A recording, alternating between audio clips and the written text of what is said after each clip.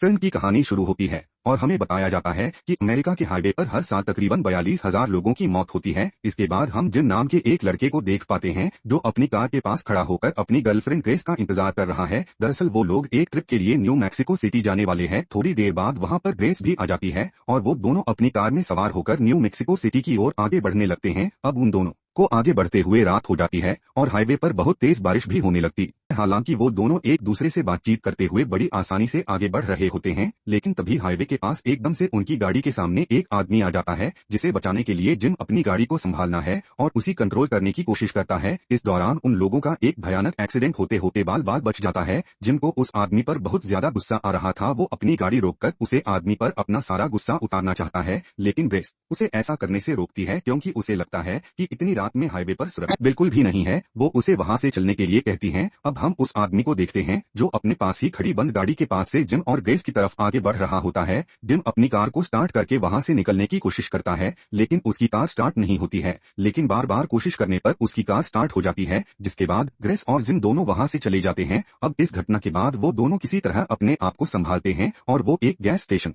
के पास आ जाते हैं क्योंकि सफर काफी लंबा था और उन लोगों के पास खाने पीने की चीजें नहीं थी और उनको गाड़ी में डीजल भी डालना था। जिम वहां की शॉप के अंदर जाकर शॉपकीपर को बताता है कि उन्हें हाईवे पर एक आदमी मिला था शायद जिसे मदद की जरूरत है। उसकी गाड़ी खराब हो चुकी होगी और वो हाईवे पर अकेला ही मदद के लिए खड़ा था। वो सोफ्टी पर वो कहता है कि अगर उन लोगों के पास किसी तरह का ट्रॉली है इस करके वो लोग उस आदमी की मदद कर सके तो बहुत अच्छा होगा, क्योंकि वो आदमी भारी बरसात में अकेले ही हाईवे पर लिफ्ट के लिए खड़ा हुआ था। इतना कहकर वो वहां से चला जाता है। इसके बाद जिम अपनी गाड़ी में पेट्रोल डालने लगता है। तभी वहां पर उसी वही गाड़ी नजर आती है जिसके अंदर से वही आदमी बाहर निकलता है, जिसे देखकर बुरी तरह से शर्मिंदा होता है और उसे इग्नोर करने लगता है। उसके बाद वो आदमी के अंदर जाता है और 100 के ऊपर को अपनी सारी समस्या बताता है कि उसकी गाड़ी खराब हो चुकी है और उसे पास ही के एक मोटल पर जाना है। तभी जिम भी उस शॉपकीपर के पास जाता है, जहां पर शॉपकीपर जिम से पूछता है कि क्या वो इसी आदमी के बारे में बात कर रहा था जो हाईवे पर फंसा हुआ था, और जिम उस आदमी से उस घटना के बारे में माफी करता है और कहता है कि दरअसल रात ज्यादा थी और हमें कुछ समझ नहीं आया, हम आपकी मदद भी नहीं कर पाए, इसके लिए आप हमें माफ कर दो। वो आदमी अपना नाम जॉन बताता है और जिम को माफ कर देता है।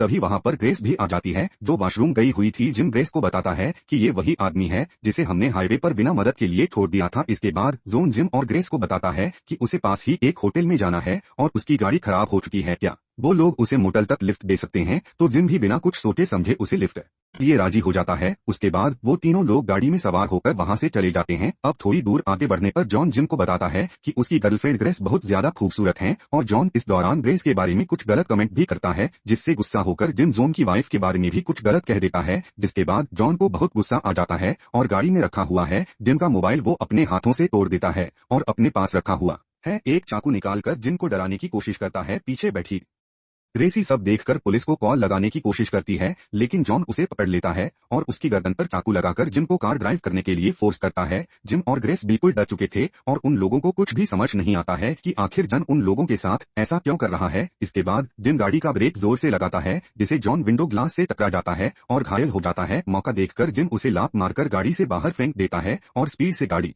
को वहां से लेकर भाग जाता है। वो दोनों बहुत ज्यादा डरे हुए थे और किसी तरह वो लोग अपनी जर्नी को कंटिन्यू करते हैं और उन लोगों को चलते चलते सुबह हो जाती है। सुबह होने पर उन्हें हाईवे पर एक कार नजर आती है जिसके अंदर एक फैमिली मौजूद थी जो किसी ट्रिप के लिए जा रहे थे। जिम और ग्रेस उन लोगों को देखकर बहुत ज्यादा खुश होते हैं और पिछली रात हुई इस घटना को की कोशिश करते हैं, लेकिन तभी वो लोग देखते हैं कि उस कार में भी जॉन मौजूद है जिसने उन फैमिली वालों से लिफ्ट मांगी है, जो दरअसल उन लोगों को खत्म करने के लिए उनके साथ मौजूद हैं, जिनको लगता है कि हमें इन सब चीजों में नहीं पड़ना चाहिए। लेकिन ग्रेस उसे बताते हैं कि हमें उस फैमिली की मदद करनी होगी, नहीं तो जॉन उन लोगों को नुकसान पहुंचा सकता है। ग्रेस की बात मानकर जिम उन लोगों की कार के साइड में अपनी कार को ले जाता है, जहां पर ग्रेस उस फैमिली को बताता है कि उनके साथ मौजूद वो बंदा बहुत ज्यादा खतरनाक है और किसी भी वक्त उनकी फैमिली को नुकसान पहुंचा सकता है। लेकिन इसी बीच हाईवे पर एक बड़ा सा ट्रक सामने से आता है और जिम उससे बचने के लिए अपनी कार को कंट्रोल करने की कोशिश करता है, लेकिन वो कार किसी नीचे उतरकर खाई के पास आकर गिर जाती है और उनका बहुत ही खतरनाक एक्सीडेंट हो जाता है। हालांकि इस दौरान ग्रेस और जिन दोनों ठीक ठाक थे, लेकिन अब उन लोगों के पास शहर की तरफ आगे बढ़ने के लिए कोई भी ऑप्शन नहीं था और वो लोग पैदल ही शहर की तरफ आगे बढ़ने लगते हैं और हाईवे पर आने जाने वाली गाड़ियों से लिफ्ट मांगने की कोशिश करते हैं, लेकिन कोई भी उन लोगों को लिफ्ट नहीं देता है। अब वो दोनों पैदल ही शहर की तरफ आगे बढ़ने लगते हैं, जहाँ रास्ते में उन्हें वही गाड़ी